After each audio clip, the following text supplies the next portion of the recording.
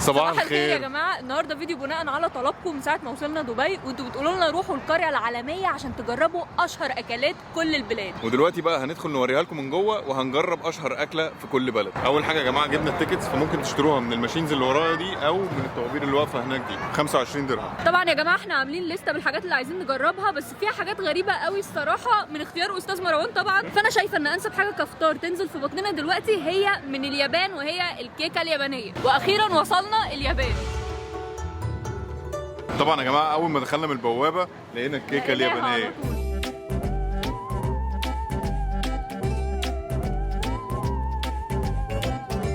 طبعا بما اننا ما فطرناش يا جماعه النهارده ونازلين على لحم بطننا عشان عندنا يوم طويل وحافل وهنجرب حاجات كتير قوي النهارده. فاول حاجه هنفطر بيها الكيكه اليابانيه وسعرها 20 درهم. لقينا حته نقعد فيها اخيرا. ده شكلها. في ناس ان احنا عملنا الكيكه دي قبل كده؟ يا جماعه فاكرين احنا عملنا الكيكه دي قبل كده فعلا. يلا بسم الله. يلا بسم الله. ايه ده؟ ناعمه جدا. ناعمه. دي زبده. لا احنا ما عملناهاش قبل كده، احنا عملنا حاجه تانية. الله دي مش زفره خالص. جامده جدا مع انها اصلا يا جماعه الكيكه دي عباره عن بياض بيض. كنت خايفه منها جدا وخايفه انها تطلع زفره، بس طعمها تحفه. احنا لو لسه ما قدامناش يوم طويل انا كنت قمت جبت واحده كلتها لوحدي. انا اللي عاجبني فيها كمان ان هي السكر بتاعها مظبوط جدا. تديها كام؟ اديها 8.5 من 10. وانا اديها 9 من 10، وواضح طبعا هي عجبتنا ولا لا. ويلا بينا على اللي بعده. ودلوقتي وصلنا عند تايلاند، فتعالوا نشوف هناكل ايه من مطبخ تايلاند. بصوا يا جماعه هو الموضوع مش مقتصر بس على الاكل، هو في لبس وفي حاجات كتير جدا من البلد نفسها اللي انت بتدخلها. اول حاجه هنجربها دلوقتي المحار التايلاندي. لا ثانيه، اول حاجه ايه؟ اول حاجه وانت ناوي تجرب من المطبخ التايلاندي حاجه ثانيه؟ هجرب حاجه ثانيه بس هصبر عليها شويه. المفروض ان الخمسه دول ب 35 درهم. انا جربت قبل كده المحار ده ني، لكن دي اول مره هجربه مشوي. هي لونها احمر وفيها صوص كده. بسم الله. ايه والله الاخبار؟ حلو جدا، ملهاش اي علاقه بالنيه نهائي. هي دي مليانه فليفرز كتير جدا. تديها كام من 10 يعني؟ خايف اديها 10 من 10 الناس تقول ان انا بأفور. 10 من 10 في محر. طب استني اجرب تاني واحكم.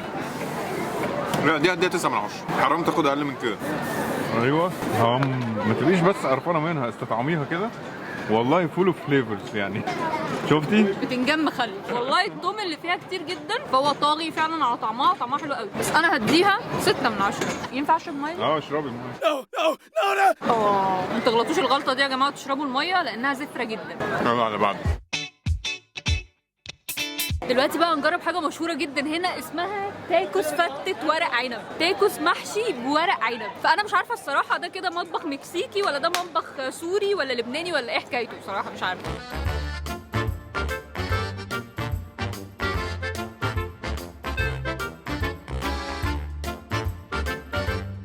التلاتة دول كان سعرهم 40 درهم. تعالوا بقى نجرب ونشوف طعمه عامل ازاي.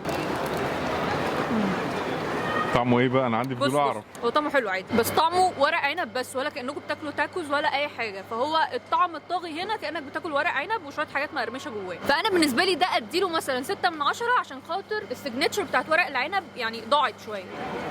ادينا رياكشن واحد نفهم منه. هو طعمه حلو بس هو فعلا زي ما انت قلتي هو طعمه ورق عنب بس، لكن هو ورق العنب طعمه حلو لان هو ميزز وانا بحبه يبقى ميزز جدا. هديله 6 من 10. صلاله للمشاكيك. انا مش عارفه الصراحه ده مطبخ ايه، فانا عندي فضول ان انا اروح اسالهم حتى لو مش هجرب حاجه.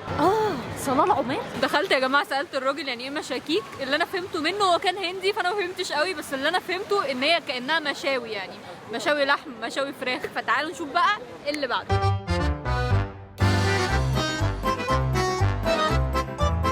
دلوقتي بقى يا جماعه هناكل معاكم اغرب حاجه ممكن نكون هناكلها في حياتنا، واكيد ممكن ما ناكلهاش تاني. لا هو اكيد مش ممكن.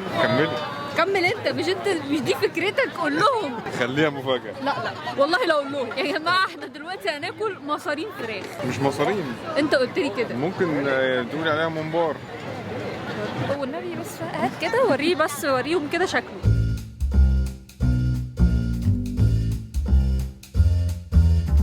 متأكد من اللي انت هتعمله ده؟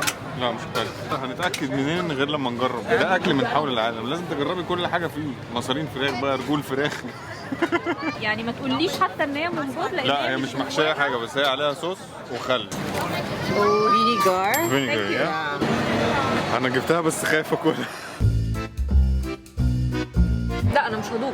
لا الست كانت زعلانه مني ان انا خايفه ادوقها وقعدت تنصحني بقى، واللي هي لا طعمها حلو ما تخافيش دي مش تعابين. لا هي يا ريتها تعابين. ريحتها ايه بقى؟ ريحتها زفره جدا. انت ما لحقتيش تدوقي؟ لا ده ملمسها وحش قوي.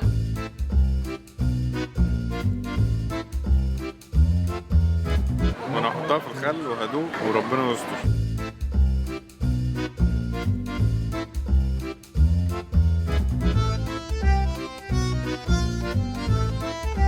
هو انا ما كنتش المفروض اعرف هي ايه. ودلوقتي هنصلح غلطه عملناها واحنا موجودين في امستردام يا جماعه. بعد ما رجعنا كلكم قلتوا لنا ازاي ما اكلتوش البطاطس اللي بالبصل، فدلوقتي بقى احنا هنجرب من محل هنا هولندي بطاطس بالبصل.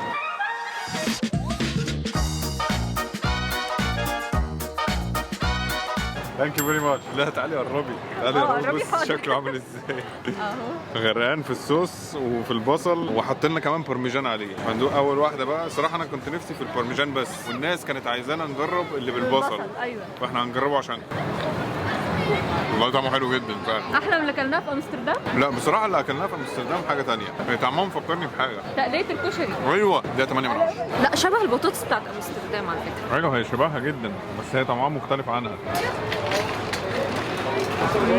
طعمها ايه بقى؟ طعمها كشك.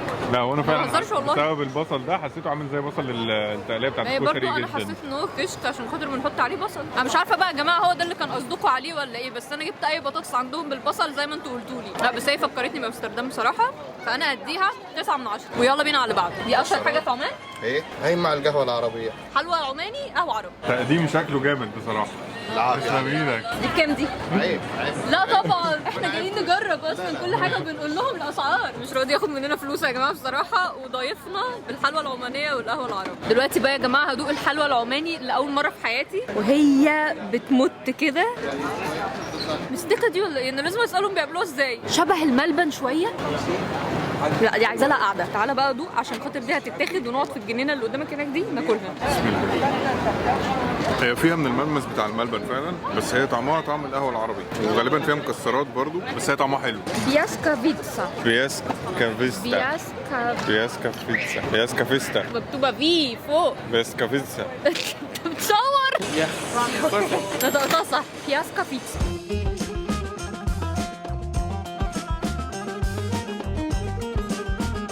كان نفسي اعرف من زمان طعم العيران ده. اسمه عيران؟ كان نفسي ادوقه جدا. ده اللي هو ايه؟ لبن العيران؟ مش عارفه. لبن رايب مثلا. البوسني يعني من البوسنه. البوسنه اهو، وماله كبير كده شبه الحواوشي. ده عيش بيبقى جواه لحمه وريحته حواوشي. مثلا انت تاكلي اللحمه كلها لوحدك؟ طعمها كفته جدا. دي انا اديها 7 من 10. بصي هو اللحمه قريبه للبرجر شويه، لانها لحمه مفرومه اصلا، يعني هي لحمه مفرومه وهم فردينها، فهي طعمها قريب للبرجر كانك عامله برجر بيتي. ده 8 من 10. ويلا بينا على اللي بعده. استنى العيران ده اهم حاجه كنت متحمسه له اصلا، بتاعت ناستينا. ده لبن رايب وانا متحمسه بقالي سنين ان انا اجربه. لبن رايب عليه توابل، ما فيهوش اي اضافات، لبن رايب وبسطه بكتيري لبني. واخيرا وصلنا عند مصر ام الدنيا، وانا كنت جايه عشان عربيه فول معينه واقفه بره هنا يا جماعه ما لقيتهاش، فادخل ادور عليها جوه. احلى واحد توت. دي بكام بقى؟ 15 بس. ريحته خروب. ده خروب. خروب ولا توت. اصل انا في خان الخليلي. بالظبط. لو ما اشتريتوش أيوة، هرجع أيوة. لامي. ليه بقى يا فندم؟ لاني ماما موصاني عليك، قالت لي السندريلا هتيجي. رحت لندن جبت لك احدى الصيحات لندن؟ من مطار هيسرو علينا على طول. ايوه بقى يا مروان. دلوقتي بقى يا جماعه هنجرب اللوكايمات. اللوكايمات دي اللي هي الزلابي عندنا في مصر، بس هنجربها بالدبس. انا اول مره في حياتي اعرف ان في لوكايمات بالدبس، وما اعرفش الدبس ده اللي هو العسل الاسود ولا ايه. هستفسر واقول لكم. لا الدبس ده انا اقول لك بقى، دبس الرمان. لا دبس رمان ايه؟ في دبس بلح. في دبس بلح. ايوه ما انا لسه جاي لك في الكلام، انت بتسبقي ليه؟ اكتر حاجه عجباني هنا ان في ستات جميله قاعده بتعملها قاعده كده كانهم قاعدين في البيت. حماس قوي ادوقها بصراحه.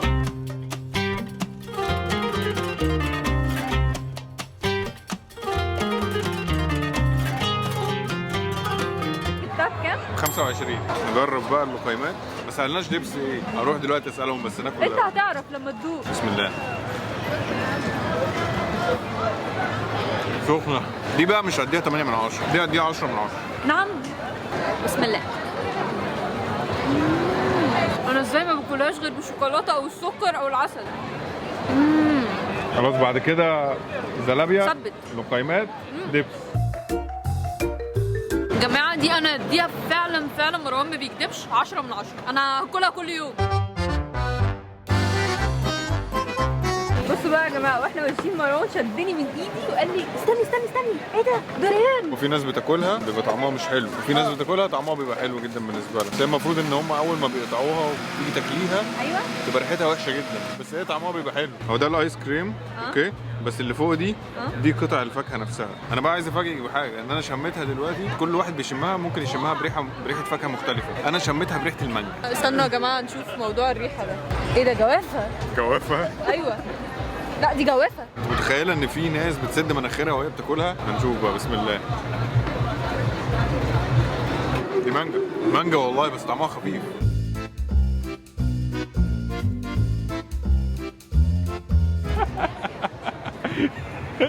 ايه مش جوافه؟ معيش مناديل ابلعيها. ريحتها جوافه طعمها فسيخ. مش قادر اقسم بالله هعيط. اللي هي عملته ده انا ما اعرفش هي عملته ليه بصراحه. اقسم بالله طعمها في بقي فسيخ بجد. مانجا. جماعه عايز اقول لكم والله العظيم انا بجد ما بحورش، طعمها في بقي جه فسيخ. انتوا عارفين لو انا عارفه ان انا هاكل مثلا فسيخ عادي، انما ان انا ابقى شمها جوافه وفي الاخر اتفاجئ ان هي كانها طعمها فسيخ، انا مستغربه جدا. البيك بن بالليل يا جماعه شبه الاصليه جدا. ودلوقتي بقى نجرب معاكم التشيز ويل باستا، وهي عباره عن مكرونه بيحطوها في قالب الجبنه، في الويل بتاع الجبنه كله بيبقى سايح في بعضه كده، وبيحطوا عليها بقى جمبري والصوص وكل اللخبطه دي. يلا بينا. جاست وان يا حبيبي. جاست وان. سعرها كام؟ 45. ايوه 45. 10 دقيقة. ثانك يو، شكرا. 10 دقيقة وهتبقى جاهزة. 10 دقيقة.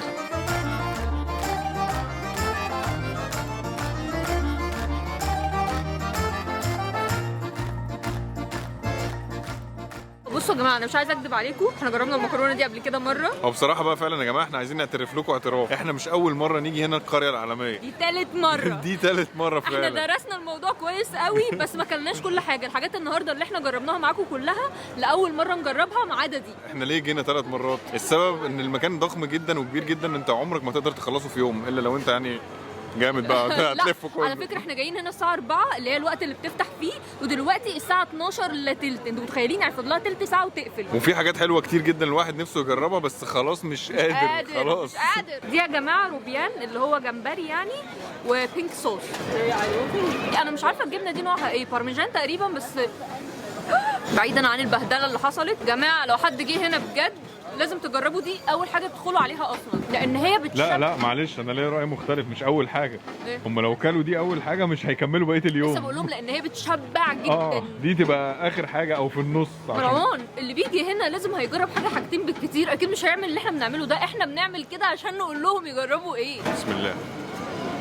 بص يا مروان لو دي ما اديتهاش 10 من 10 انا مش هروح معاك النهارده. يعني فعلا 11 من من غير 10. اي هزار هتاخد فعلا 10 من 10. اللي قال لنا على المكان ده هم 2 مصريين كانوا ماشيين برضو المره اللي فاتت هنا، فسالتهم قلت لهم ما تعرفوش باستا حلوه قوي هنا عشان كان نفسي اكل باستا، فهم اللي شاوروا لي عليها. وبصراحه انا عايزه اشكرهم جدا لان انا تقريبا باجي هنا عشانها. ميكس الحاجات اللي فيها الصوص مع الجمبري اللي هو الروبيان مع الجبنه مع الوايت صوص مع الريد صوص، الحاجات دي كلها مدياها كومبينيشن كده جامد جدا. يلا بينا على اللي بعده. وقررنا ان احنا نختم اليوم ببلد من اغلى البلاد على قلبنا يا جماعه، وهي المغرب. هندخل بقى نشوف اي حاجه حلوه ناكلها من جوه ونشرب معاها ايه؟ التاي. عايزه اقول بقى لاهل المغرب استنونا قريبا يا جماعه في المغرب ان شاء الله. بس اول حاجه هعملها عارفين هي ايه؟ انا هروح اول حاجه اعملها ان انا البس كفتان مغربي. احنا هناخد من عندهم اشهر حلوى، كعب غزاوي والشباكيه والتاي.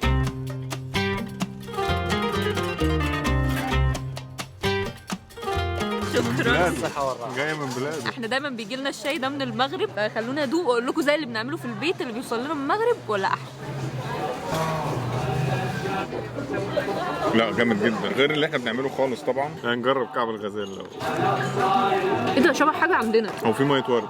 طبعا. الشباكيه دي بعتت لنا من المغرب قبل كده، كان طعمها تحفه بصراحه. مشبك تقريبا في سنه قرفه. هو حلو بس القرفه مخليها دبل. انا عارفه انت هتقول ايه كده كده. مروان قوم حاسب الراجل يا مروان عشان هم بيقفلوا اصلا الساعه 12. قوم حاسب الراجل. روح حاسب الراجل. وكده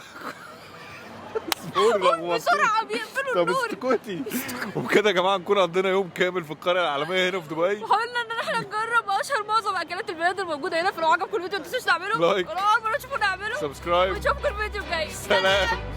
النور هيقطع. بطفي النور فعلا ها.